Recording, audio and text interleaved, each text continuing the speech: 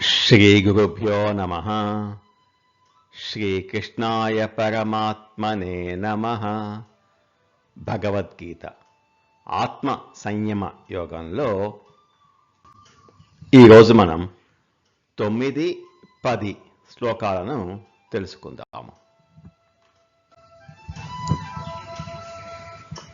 ఇంతకు ముందు శ్లోకంలో శ్రీకృష్ణ పరమాత్మ యోగి మట్టిని, రాతిని, బంగారాన్ని ఒకటిగానే చూస్తారు అని చెప్పారు. అంటే అచేతనమైన వస్తువుల గురించి చెప్పారు. ఈ 9వ శ్లోకంలో వ్యక్తుల గురించి చెప్తున్నారు. 9వ శ్లోకం. సుహృన్మిత్రాగ్యుదాసీన మధ్యస్థద్వేష్య బంధుషు సాధుష్వపి చ పాపేషు సమబుద్ధి విశిష్యతే.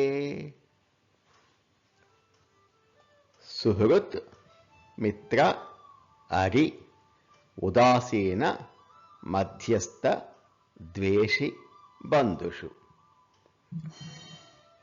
సుహృదులయందును, మిత్రులయందును, అరి అంటే శత్రువులయందును, ఉదాసీనుల యందును, మధ్యస్థుల యందును, ద్వేషింపదగిన వారి యందును, బంధువుల యందును, సాధుషు అపి చ పాపేషు సమబుద్ధి విశిష్యతే. సజ్జనుల యందును, పాపుల యందును సమభావము కలవాడు శ్రేష్ఠుడు అగుచున్నాడు. వ్యక్తులలో ఎవరు శ్రేష్ఠుడో, ఎవరు ఉత్తముడో శ్రీ భగవానుడు ఈ శ్లోకంలో చెప్తున్నారు. సామాన్యంగా ఎక్కువ ధనము కానీ, సౌందర్యము కానీ, లౌకిక విద్య కానీ కలిగి ఉంటే అతడు గొప్పవాడని తలుస్తాము. కానీ పరమాత్మ అలా చెప్పటం లేదు. ఎవరైతే సర్వజీవుల ఎడల సమబుద్ధి కలిగి ఉంటాడో అతడు శ్రేష్ఠుడు అని చెప్తున్నారు. పరమాత్మ ఇక్కడ మనుషులను 3 వర్గాలుగా విభజించారు. సుహృత్, మిత్రుడు, బంధువు, సాధువు. వీరు ఒక వర్గము. 2వ వర్గము మధ్యస్థుడు, ఉదాసీనుడు.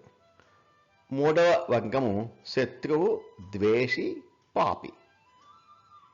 వీరిలో మొదటి వర్గం వారు ఉపకారం చేయువారు. 2వ వర్గం వారు తటస్థ భావము కలవారు. 3వ వర్గం వారు అపకారము చేయువారు. ఉత్తమ యోగి వీరి ముగ్గురిపైన సమభావము కలిగి ఉంటాడు.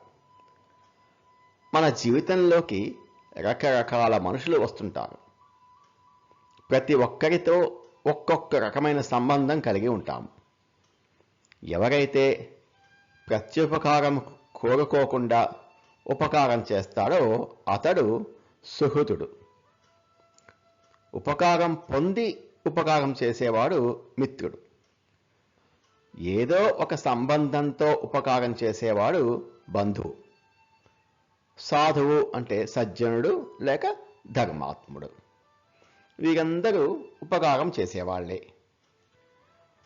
జరుగుతున్నదాన్ని చూస్తూ సంబంధం లేకుండా ఉండేవాడు తటస్థుడు అంటే ఉదాసీనుడు.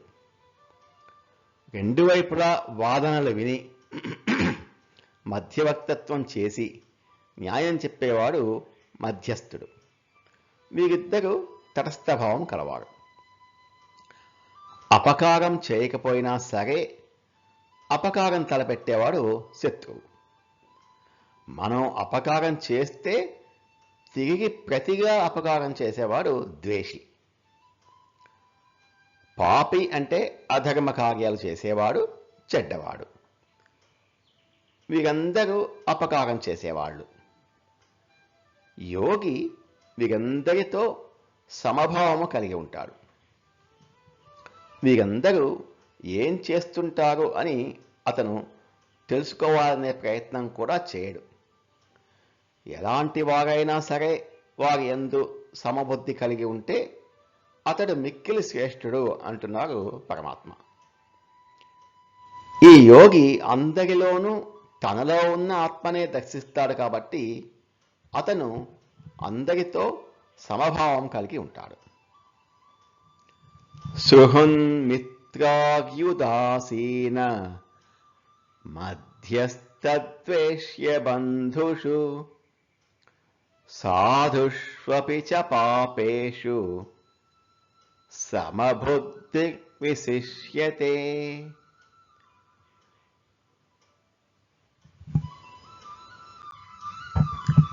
ధ్యాన అభ్యాసం ఎలా చేయాలో ఆ పద్ధతిని ఈ 10వ శ్లోకంలో వివరిస్తున్నారు. యోగి యుంజీత సతతం ఆత్మానం రహసి స్థితః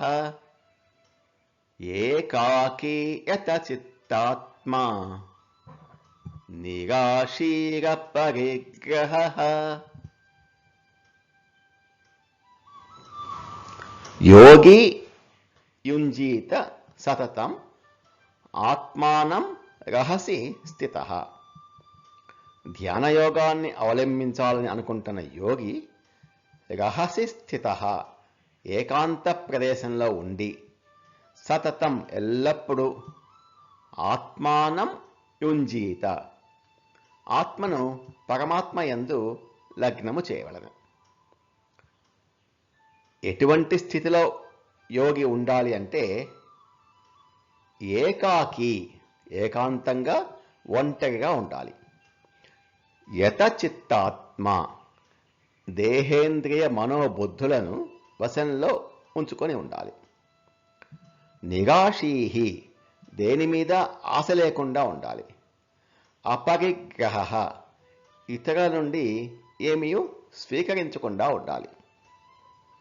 ధ్యానయోగాన్ని అవలంబించాలని అభ్యాసం చేయాలని అనుకుంటున్న యోగి ఏకాంత ప్రదేశంలో ఏకాంతంగా ఉన్నవాడై దేహేంద్రియ మనోబుద్ధులను అదుపులో ఉంచుకొని దేనిపైన ఆశ లేకుండా ఇతరుల నుండి ఏమీ స్వీకరించకుండా ఏమీ ఆశించకుండా నిరంతరము ఆత్మను పరమాత్మ యందు లగ్నము చేయవలెను.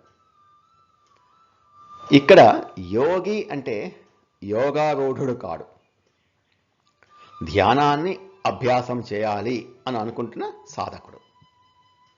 పరమాత్మ 5 నియమాలు చెప్పారు. ఒకటి రహస్య స్థలం, ఏకాంత స్థలం. బహిరంగ స్థలంలో అందరూ చూస్తూ ఉంటే ధ్యానం చేయాలి అని అనుకోకూడదు. మనం చేసే ధ్యానము మన కోసం, 10 మంది చూసి మెచ్చుకోవాలి అని కాదు. బహిరంగ స్థలంలో ఏకాగ్రత కుదరదు. అలా అని కొండలు, గుట్టలు, గుహలు, అరణ్యాలు అక్కడ చేయమని కాదు. గృహస్థులు తమ ఇంటిలోనే ఒక ఏకాంత ప్రదేశమును, ఎటువంటి ఆటంకాలు, ఏకాంతానికి భంగం కలగని ప్రదేశాన్ని ఎంచుకోవాలి. రెండవది ఏకాకి, ఒంటరిగా ఏకాకిగా ధ్యానించాలి. ఏకాంత స్థలమును ఎంచుకొని అక్కడ ఒక 10 మంది కలిసి కూర్చొని ధ్యానించకూడదు. ఒంటరిగా మాత్రమే ధ్యానించాలి. ఎటువంటి ఆటంకములు కలగని సమయాన్ని ఎంచుకోవాలి. ఎటువంటి ఆటంకములు కలగని సమయము అంటే ఉదయము 6 లోపు అనుకూలమైనది. ఎందుకంటే బయట శబ్దాలు కూడా ఉండవు. అటువంటి సమయాన్ని ఎంచుకోవాలి. 3 దేహేంద్రియ మనోబుద్ధులను నిగ్రహించాలి. 4 దృశ్య పదార్థముల మీద ఆశ లేకుండా ఉండాలి. 5 దేహాన్ని పరిరక్షించుకోవడానికి తప్ప ఇతరుల నుండి ఎటువంటి వస్తువులను పరిగ్రహించకూడదు, తీసుకోకూడదు. పరిగ్రహము వల్ల తన పుణ్యము క్షయమగును మరియు వారి కర్మ తగులుకొనును. ఇది బంధమవుతుంది. ఈ 5 నియమాలను పాటిస్తూ సాధకుడు నిరంతరము తన చిత్తమును ఆత్మయందే నిలపవలను. ఎప్పుడో ఒకసారి, 1 గంట కాదు, నిరంతరము. దీపము ఎల్లప్పుడూ వెలుగుతూ ఉంటేనే కదా చీకటి కాదు. అలాగా ఎల్లప్పుడూ ధ్యాన స్థితిలోనే ఉండవలను. యోగీ యుంజీత సతతం ఆత్మానం రహసి స్థితః ఏకాకీయత చిత్తాత్మా నిరాశీర పరిగ్రహః. ధ్యానయోగాన్ని అభ్యాసం చేయాలి అనుకుంటున్న యోగి ఏకాంత ప్రదేశంలో ఏకాంతంగా ఉన్నవాడై దేహేంద్రియ మనోబుద్ధులను అదుపులో ఉంచుకొని దేనిపైన ఆశ లేకుండా, ఇతరుల నుండి ఏమీ స్వీకరించకుండా, ఏమీ ఆశించకుండా నిరంతరము ఆత్మను పరమాత్మయందు లగ్నము చేయవలను అని బోధిస్తున్నారు శ్రీకృష్ణ పరమాత్మ. నమో భగవతే వాసుదేవాయ. ఏతత్ ఫలం శ్రీకృష్ణార్పణమస్తు. స్వస్తి.